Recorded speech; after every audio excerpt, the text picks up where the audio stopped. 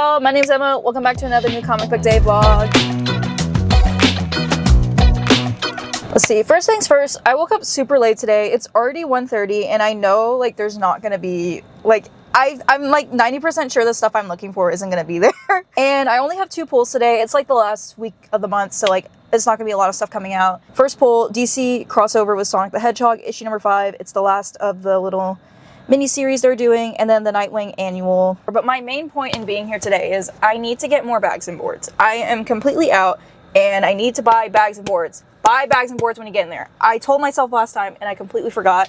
Also, I had $2 left at McKay's, but my thing is I don't know where I put like the little thing, because I'm so messy and unorganized that I never have anything back in its place. Oh my god, I found it. Oh my god, it's like wet. Okay, but I have $2 left, so that means I can get 4 things out of the bargain 50-cent bins at McKay's. So I'm gonna go to McKay's today because I barely have anything new to pick up, so I want to get some back issues because I'm thinking of changing up my comic book wall. Another thing I would be okay with like a DC compact of either Kingdom Come, Superman Birthright, or maybe the Batwoman one. Yeah, I think that's it, pretty much. Yes, 2 pickups, bags and boards. Bags and boards. Maybe I'll just grab that first when I walk in. I should just do that.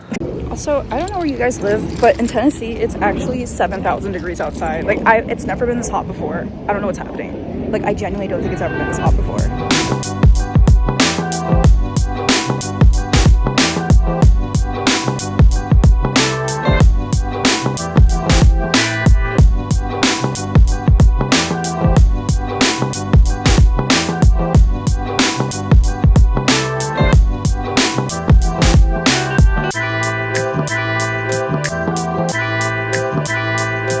Back in, you see how I filmed in there today, guys. I didn't talk, but I did film around. And that one Nightwing cover where it has like all their faces and like Haley's on the cover. And as I said, I'm trying to collect all of the Nightwing and Haley covers, but I was like $10. Ooh, $10. I was like, no. But I did get my bags and boards. I got resealable ones this time. I usually just get the ones and I just tuck it, but I feel like getting resealable ones will be easy because I can just like reseal them. So yeah. And then 100 storage bags, modern size. This is very interesting to everyone, isn't it? $13 though. I was like, oh, because I don't want to buy them off of Amazon because I'm not trying to support Amazon. I'm trying to support the small local businesses, guys. It's getting a little expensive. But let's go over everything I got. First cover of the day, we got Nightwing. This is from Humphrey's run. I don't know who did the cover, but here's how beautiful it looks. He looks so good in this. So amazing. If you guys know in the comments how to identify variant covers without just like going off the signature, I would love to know because I always feel bad when I don't know. Because this one just says YA on the signature. Oh, Yasmin Putri. I love her. Wait. That's so funny. I didn't even know this was, okay, so I guess that's her. I literally just said I want to get more of her artwork, because I love her art so much. It's so beautiful.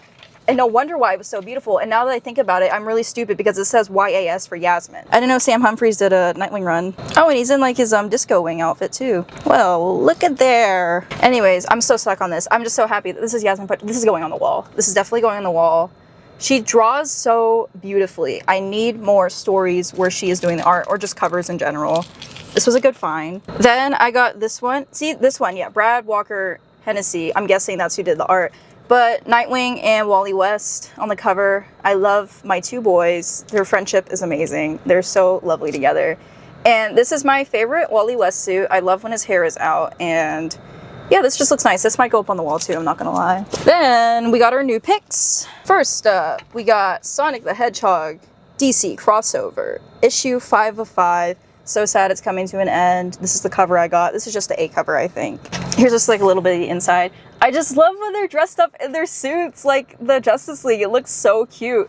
I think they match so well, and it's just, I love it so much. It's really cool. Then I got issue 2 of 4 of the new history of the DC.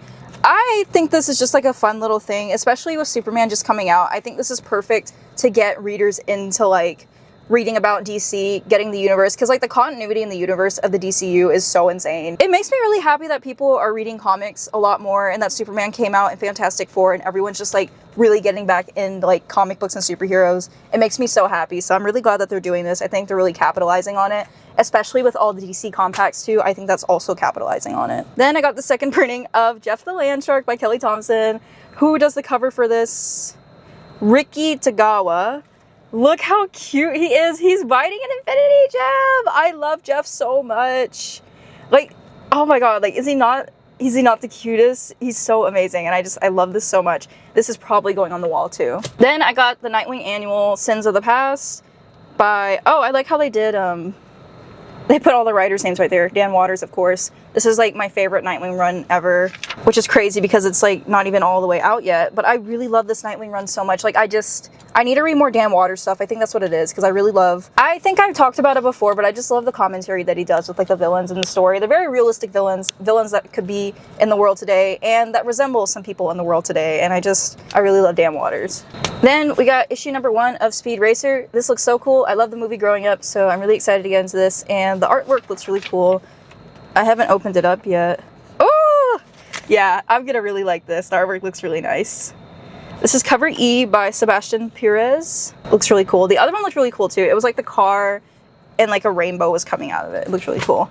And then I got this Titans Annual number 1. I haven't kept up with this Titans run, but I do love me some Donna Troy, and she's on the cover. So that's why I got this, and it's probably going up on the wall. Anyways, guys, those were all my pickups. Let's go to McKay's now. And I also might get like a Funko Pop or a figurine of Nightwing if I see one there, or Wonder Woman. I want a Funko Pop. I want a Funko Pop. It's happening.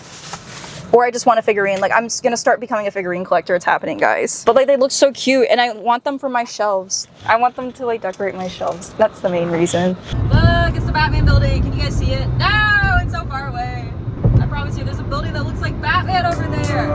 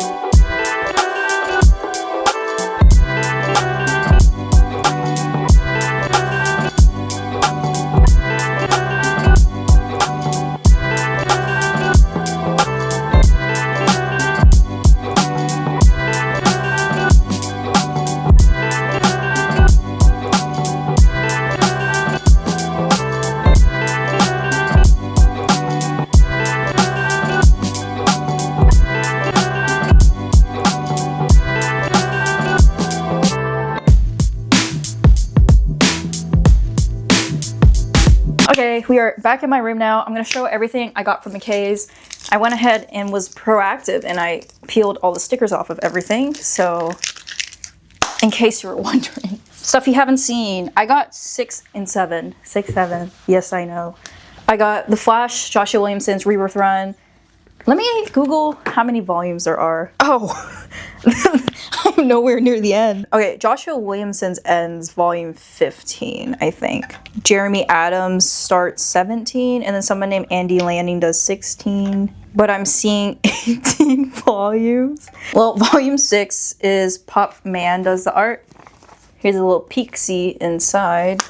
And then volume 7, Carmine de Giandomenico he returns for the art on this one, and look at Godspeed. I love his artwork so much. He does such an amazing job. Back issue time. This was a bunch of 50-cent stuff. And wait, I'll show the 5-cent cover first, because I was just like, 5 cents is insane. I got this Impulse cover for 5 cents. Then I got Teen Titans issue number 1 by Jeff Johns. I really want to get into his Teen Titans run in the first place. Also, I forgot, oh my god. Look at this Tomb Raider ad. That's funny. And then I guess I should show the other Titans covers I got first. I got Tales of the Teen Titans. This one has Roy Harper and Cheshire on the front. I'm not gonna lie, I forgot his kid's name and I feel really bad and I feel like a fake fan, but I just thought that was a cool cover. Then I got this cover of Donna and Wally kissing each other and like Roy aiming them down. And I forgot that they did that for like, I think it was like 2 pages in like Titans Rebirth. And it was like a moment of weakness and a lapse in judgment, but I forgot that even happened. And then we have this Tales of the Teen Titans cover with Disco Wing on the front. This suit has grown on me a lot. I used to hate it when I was like younger, but now I really do love the suit and I just think it has a certain flair to it.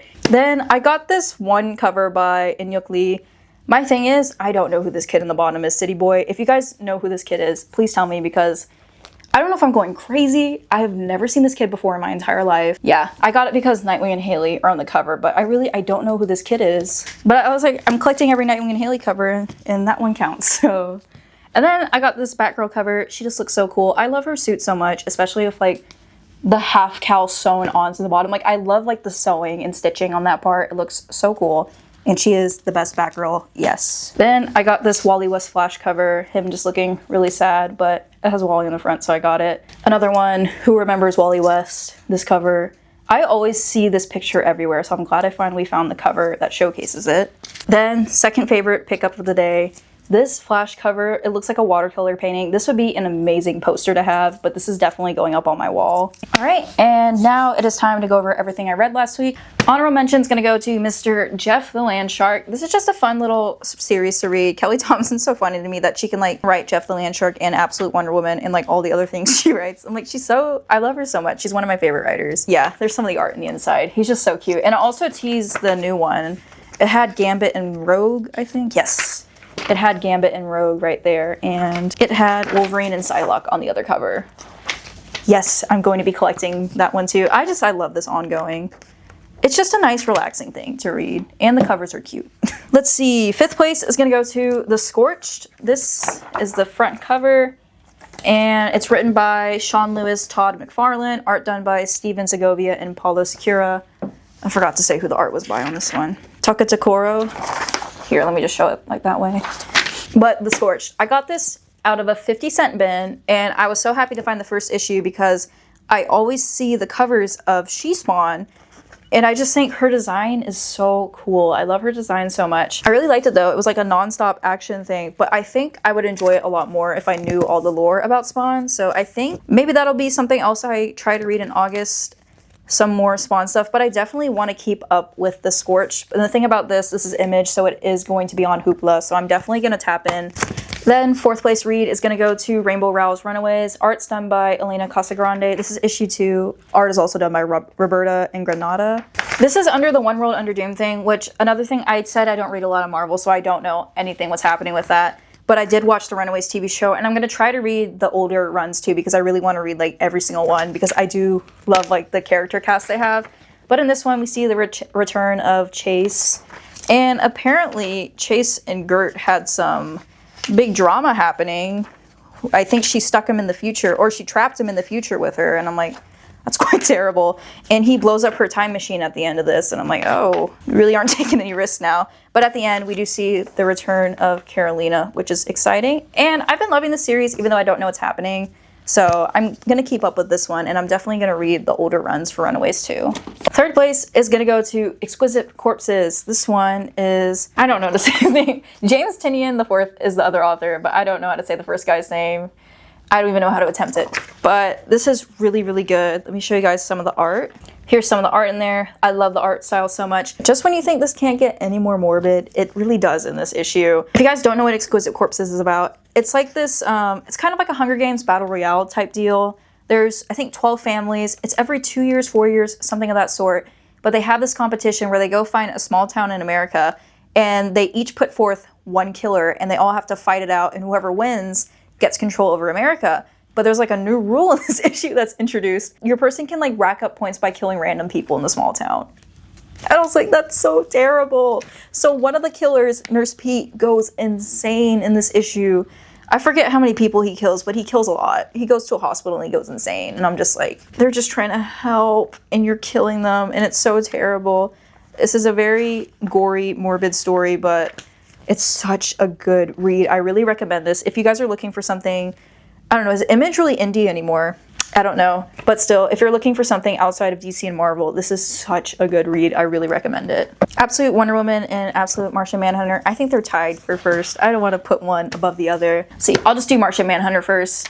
Art done by Javier Rodriguez and writing done by Dennis Camp. Both phenomenal. This one was just really talking about how there's like a darkness inside everyone that's infecting them and like coming out and just taking over everyone's bodies. But the thing is, there's like a really big reveal at the end of this, and I don't want to show it because I think it would be very rude to show it because it's such a cool reveal, but it does lead to the fact that there's probably going to be an absolute Justice League. So if that gives you any hint of what it is, but it was such a good reveal, and I think you guys should read Absolute Martian Manhunter, so I'm not gonna say, but it was really cool. And another thing you guys should be reading, Absolute Wonder Woman by Kelly Thompson, art done by Hayden Sherman. Some of the artwork inside, I always show it off because it looks so good. I love Hayden Sherman's art too. I'm like, this is so good. But yeah, we saw in the last one, she's still in the labyrinth. She got the girl out in this one, but I just think she like gets drugged and she's just like tripping out in the last couple pages.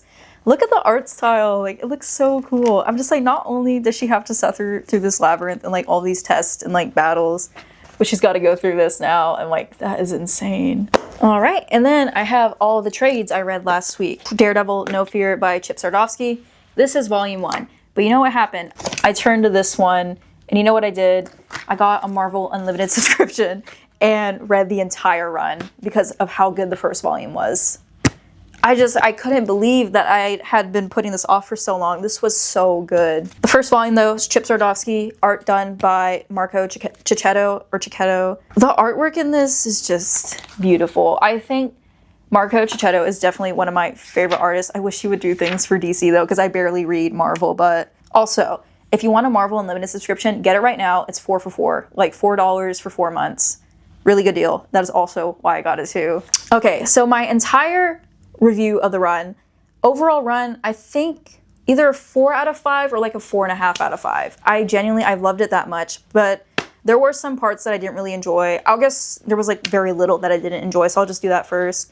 The artist changes, I think because Marco Cicchetto started on the first volume and the art was so amazing and I fell in love with it, that it was kind of hard whenever they kept switching artist to artist throughout the different issues later in the run. Because I think at one point they were switching like every single issue and I was like, okay. And I'm not gonna lie, there was one artist, I should have just looked at the name, but I really didn't enjoy their art style a lot. And I was just like, I need Marco back. One thing about this run, Elektra in it, she was so good. This is like one of my favorite ways Elektra has ever been written, and I really applaud Zdarsky for that. Spider-Man in this run looked absolutely insane. When he's in like Daredevil comics, he looks so menacing. Like I couldn't imagine like being attacked by Spider-Man.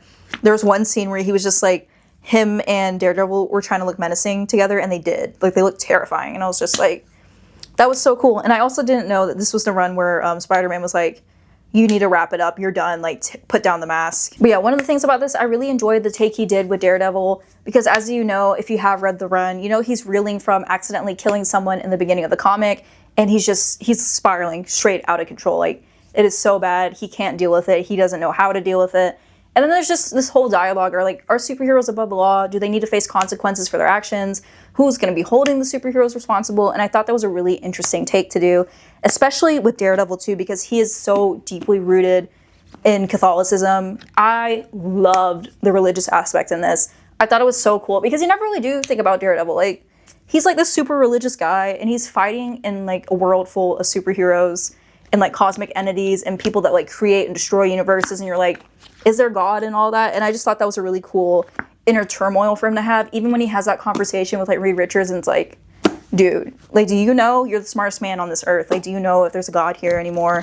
And like his whole thing when he was a kid, he was like, why would God take my sight like that? And I love that aspect of the story. I thought it was really cool to see. His talks with Spider-Man were like one of my favorite talks, especially like that one moment where they hugged. It was so good together. I loved it so much. One thing, I liked the prison arc for like 2 seconds, and then it just got really frustrating, especially with like the outside things happening too. I don't like Mike Murdock.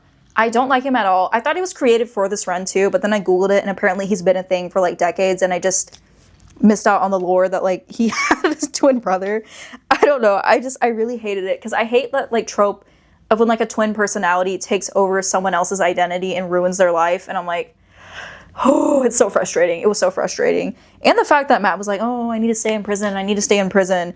And like, meanwhile, Elektra's trying to fight a city full of symbiotes and 50 bullseye clones. And I was like, okay, Matt, you got to wrap it up and help her out because it's not doing too well. Oh, and the fact that Elektra just bought the entire city after she stole that money. Oh, I loved her so much in this comic run. I really liked how she switched to Matt's ideals in this one and wasn't like really flip-floppy. And I really like that she like just stuck to one true code throughout this entire story. More cool moments. Kingpin killing that one guy with his bare hands was absolutely insane. I thought that was crazy. But yeah, that was pretty much all of my overall thoughts about the run. I just thought it was really solid overall. Oh wait, the Goldie guy at the end, I feel like he was kind of rushed and not necessary to the run. But I saw someone in my comments on TikTok said it was because it was like a nod back to like the Bendis run, so I guess that's fine. I haven't read any of his other runs, so I think that's why I didn't enjoy that part as much. The only other thing is the one that came after it, the Daredevil and Elektra and the Devil's Reign stuff, it wasn't my favorite. I didn't like it as much as like the Daredevil run.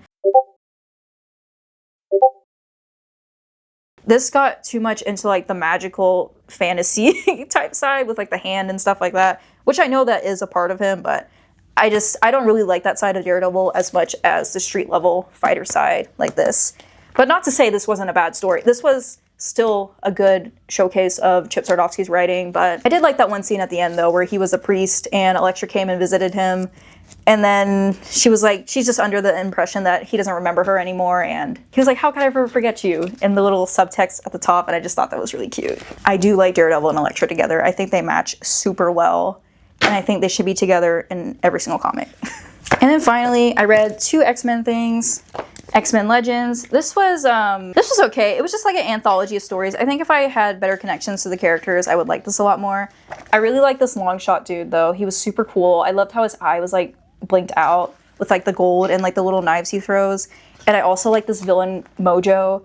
It's so funny to me that he lives in a land called Mollywood and he loves to make movies. Here it is right there, Mollywood. He just likes to kidnap superheroes and make movies and wants to win awards and stuff like that. And I thought that was like a super fun villain. Like that would be me if I was a villain. And like at the end of the comic, he's like upset that like he didn't win any awards and like the X-Men won awards over him for their acting. I thought that was super funny. Other stories that were cool. Oh, I did like the Bishop story. I don't know who Bishop is either, but I just thought he was really cool. I love the idea of someone like in like the future being like condemned to the present, knowing everything that happens, and like also having a hard time dealing with what they did in the future. I really do like that kind of character. And then at the beginning, they had a little Wolverine story. This was pretty cool. It shows how Logan gets his hat, or not his hat, I guess that's a mask.